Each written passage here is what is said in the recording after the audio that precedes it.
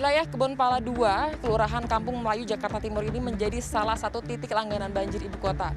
Karena memang lokasi permukimannya berada di bantaran Kali Ciliwung. Bisa dilihat ini tidak ada skat ataupun tanggul yang membatasi antara permukiman dengan Sungai Ciliwung. Jadi, ketika debit air sudah mulai naik ditambah dengan adanya air hujan, maka wilayah Kebonpala 2 ini tidak dapat menampung cukup banyak air yang datang secara bersamaan sehingga terjadilah genangan hingga banjir.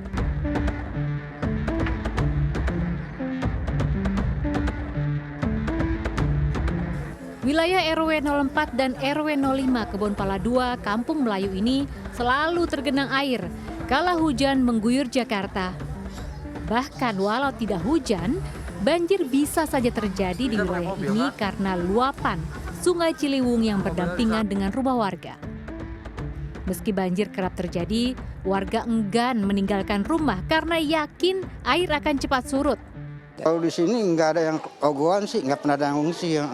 Biar segede apa juga gitu nggak pernah ngungsi sini mah. Kalau banjirnya sudah gede, misalnya sampai sudah ada orang, itu mereka pada kemana?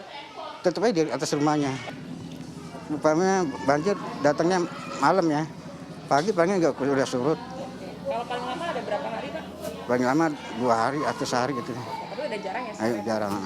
Banjir sudah menjadi hal yang lumrah dihadapi oleh warga Kebonpala 2 ini, sehingga mereka sudah meninggikan bangunan rumahnya dan antisipasi jika sudah memasuki musim hujan adalah memindahkan barang-barang berharga dari lantai 1 ke lantai 2-nya. Bahkan sekarang warga pun sudah jarang mengungsi karena lama genangan air dan juga banjirnya sudah bisa surut lebih cepat. Selain banjir akibat luapan Sungai Ciliwung, banjir di ibu kota tahun ini berkaitan dengan fenomena La Nina. Dikutip dari laman BMKG, La Nina merupakan fenomena suhu muka laut di Samudra Pasifik yang mengalami pendinginan.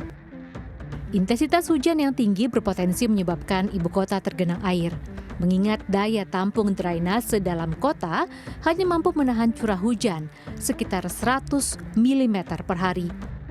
Sementara 13 sungai yang mengalir di DKI Jakarta hanya dapat menampung 2.300 meter kubik per detik air. Gubernur DKI Jakarta Anies Baswedan berharap kolaborasi PMI bersama instansi lain dapat menanggulangi dampak La Nina di ibu kota termasuk banjir. Kami selalu garis bawahi KPI nomor 1 adalah semua warga selamat.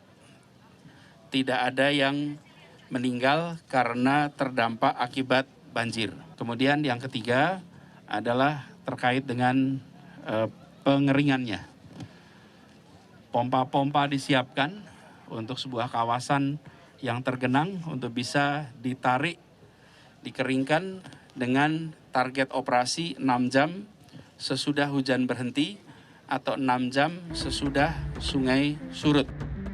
Anies menyatakan ada 3 kawasan atau front di Jakarta yang harus diwaspadai saat terjadi hujan lebat.